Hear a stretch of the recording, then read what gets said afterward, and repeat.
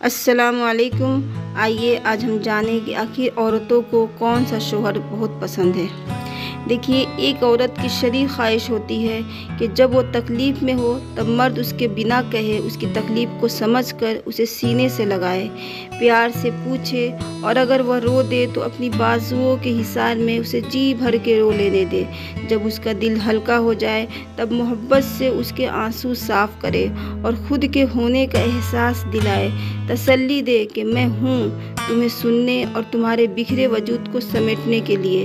यकीन माने, ऐसे मर्द नायाब होते हैं और ऐसे मर्दों की औरतें के चेहरों पर अलग ही इत्मीनान और खुशी झलकती हुई दिखती है, क्योंकि उनके अंदर कोई गम नहीं खाता नहीं है और फिर चाहे हजार मुश्किलें आए कोई परवाह नहीं होती। बीवी की नई नई शादी होती है तो दोनों एक दूसरे से बेतहाशा मोहब्बत करते हैं, लेकिन कुछ दिनों बाद पता नहीं क्यों शौहर की दिलों से मोहब्बत कम हो जाती है।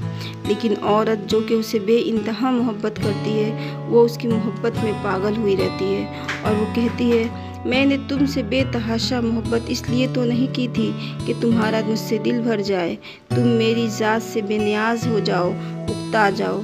मैंने तो इस गुमान में मोहब्बत की इंतहा कर दी कि तुम कभी मेरी मोहब्बत के हिसार से बाहर ना निकलो, मगर यहाँ तो सब उल्टा हो गया। मेरी बेपनाह मोहब्बत तो तुम्हारे लिए घुटन बन गई।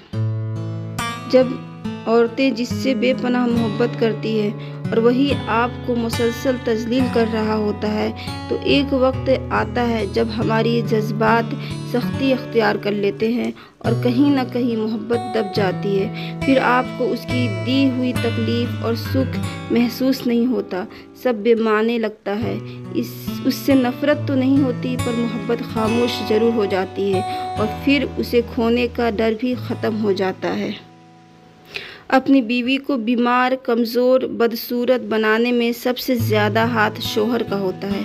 अगर आप अपनी बीवी को ख्याल रखें, उससे कम लड़ाई झगड़े करें, उसकी तारीफ़ करें, तो वह जवान, खूबसूरत और हंसी मुस्कुराती रहेगी।